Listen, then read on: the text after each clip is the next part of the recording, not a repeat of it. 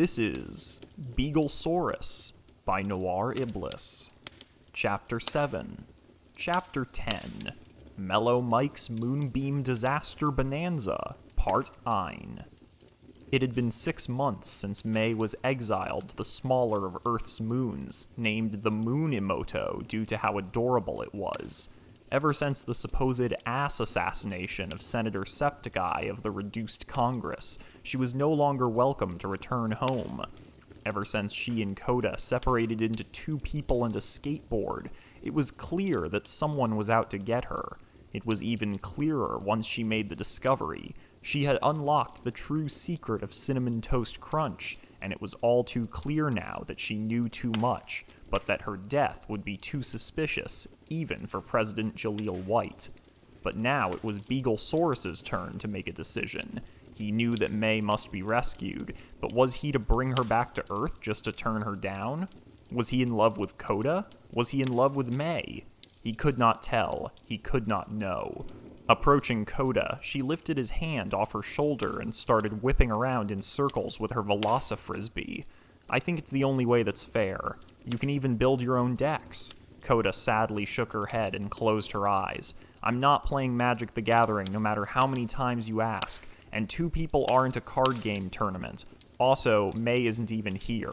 Fuck, it's like you didn't even read the last few chapters, she scoffed scoffingly. Beagleaurus groaned through both of his techno-organic lips enough that the equator shifts a few degrees and had to be readjusted in the morning. Fuck you, it's cheese National Enterprises had grown to an astonishing rate of power. His home state of West Virginia had been conquered, as had regular Virginia, now united once more to become Best Virginia for about 12 minutes before Cybergriffin seceded from the United States. Large walls of orange-hardened cheese were erected beyond the view of others, and shooting down an aircraft looking their way in. The Peepus Mansion had become a fortress, now the capital of his burgeoning nation, Blardertown. But despite this, the myth of Cybergriffin faded with purpose, and soon Travis had returned, and symmetrically opposed to the seemingly abandoned Peepus Fortress was built the Arcadia of the West, the Dome of Destruction, the really big place where people fought a bunch, Punderdome. And Travis would nightly twiddle his fingers as his roster of wrestling burly dudes grew and flourished. Quickly rising to the top was the most powerful African-American man in the Northern Hemisphere, as voted by Popular Mechanics magazine, Randy Savage Jr. Next to him was the rippling giant of the Midwest, hailing from parts unknown Iowa, the beast that doesn't walk that much like a man, Shitty Tim. Together, their tag, the Ultra Powers, would not only grow to their platonic ideal of manliness and defeat every fighter to come against them in this barbed wire blood sport, but also in the torrid matters of the heart. Their power and fury was only matched by the passion that radiated from them with each fraternal ass-smacking that heralded their walk down the entrance ramp.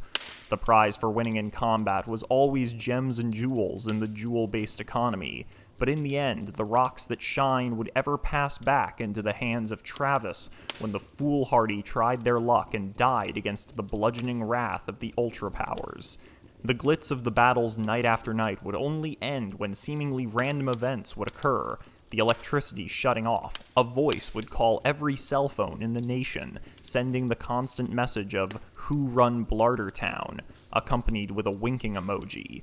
The answer was never received by the public, but Travis knew. He was the one always forced to whirl his cape, bite his tongue, swallow his pride, for now, and answer, Cybergriffin run Blardertown.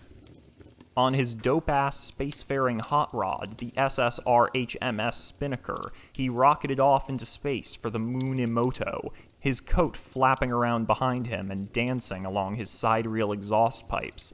A sensor went off as he gasped far too dramatically. One couldn't quite say the blockade of starfighters approaching him boarded him so much as he skidded out into a docking bay and ate shit against the back wall, then threw 3 or 4 more into the galley where a pot of space gumbo fell comically onto his techno-organic shoes. Now it's personal, he grumbled and grabbed the sides of his coat, whipping through the halls and spearing through a door.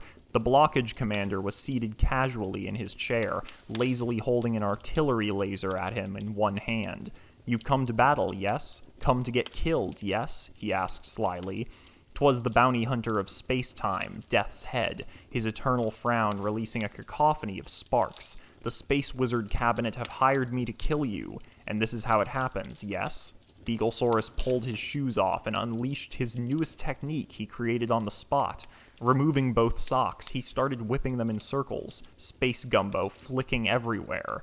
"I'm not sure I follow," he said gruffly, "since the cabinet died when they saw their insurance bill. Let's just say it was through the roof." Death's Head laughed for an uncomfortably long time at this complete lack of humor. He sputtered to catch his non-existent breath and stood back up. "Then my check's gonna bounce, yes?" Beagleaurus whined out a loud squealing yes and twisted his head around in circles. Death's Head would have thrown up if he wasn't still a robot. "I guess on to the next job, yes?" Back on Earth, the meme kingdom had come in harder, and more laws of frivolous need and unknowable selfishness had been imposed by King Markiplier. Despite rumors of the true heir being found, their march moved on. Nebraska was annexed from the slowly disappearing American countryside, all so that King Marky Moo could fill an entire pool with cornbread for a video. Despite it being not as funny to everyone else, every pool and source of water was replaced with cornbread, and the masses heaved a sigh of discontent. "Find the immortal thief. I want him dead," he cried in thrusting anguish to his advisor, General Noble. But he's immortal. General Noble was quickly replaced for the crime of correcting the king. General Logan would have to be more tactful. Queen Chica laid down on a float across the cornbread pool. Arriving on the most adorable moon short of Deimos, Beagleaurus danced his way along the dusty paths as the habitation bubbles soon appeared. The only thing in the way was a large set of alabaster ruins. Among them, screaming at the heavens, was a tall gray man wearing a large ruff, spitting mad as he belched out curse after curse. "Get off my fucking yard. I am Ray Detudo. The King of the Moon demands you vacate. I will throw sand at your mother, and I will not hesitate to knock you senseless." It was hard to tell if this was a good threat or not, since he was 18 feet tall, far too big to actually fight anyone competently. Beagleaurus, not even having said a word, grew tired of his manic screeches about property rights and evictions, and swiveled his hips to fire a grappling hook from his techno-organic stomach. Catching him on his ruff, the Moon King screamed louder than any whale could sing as his head came clean off. What was less impressive was that he was still more than capable of screaming and shouting, even with it off. Prancing in circles, Beagleaurus whipped around until he detached his grappling hook, sending the Moon King's head into deep space. His sightless body had his hands on his hips, and a pose that said, "Fucking really? This is bullshit."